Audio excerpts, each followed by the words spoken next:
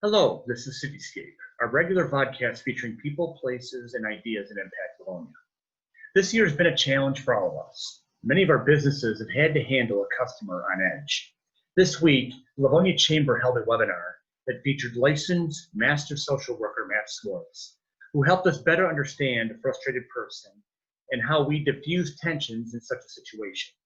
Here's some excerpts from Matt's compelling presentation during our webinar, Thriving in Crisis. So I want to talk about leadership, right? This is essentially a talk about leadership in times of crisis. So definition of terms. Leadership is influence, inspiration. It's the ability to create an emotional reaction in a group of people to cause them to follow you, right? But leadership is not compliance, right? Compliance is getting somebody to act the way you want. So I can't teach anybody here how to make people or customers or staff members comply. In fact, it doesn't work very well. So instead, we're looking at leadership. And now more than ever, we're looking for strong leaders, right, to guide us through this challenge. So what are the key hallmarks of a leader in change and stress? Okay, I'm going to suggest there are 4 different components. Number 1 is poise, the ability to stay calm and centered in the face of a challenge.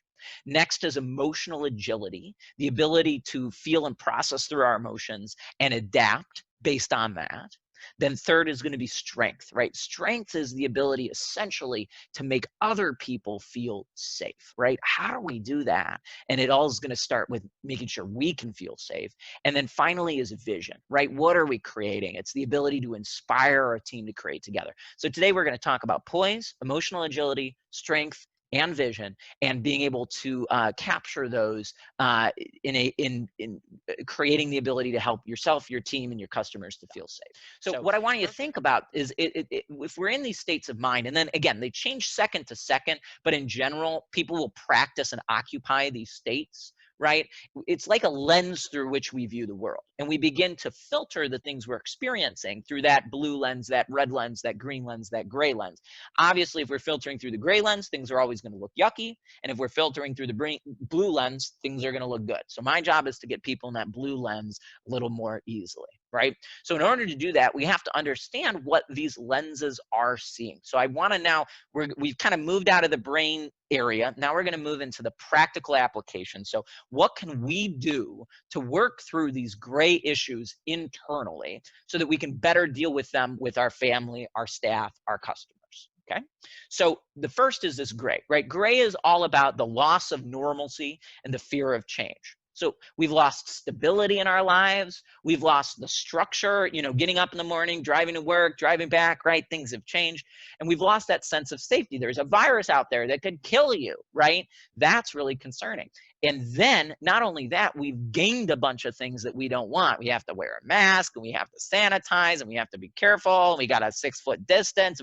All of these things we don't want to do, right? So this plays on that gray part of that brain and gets us pretty overwhelmed.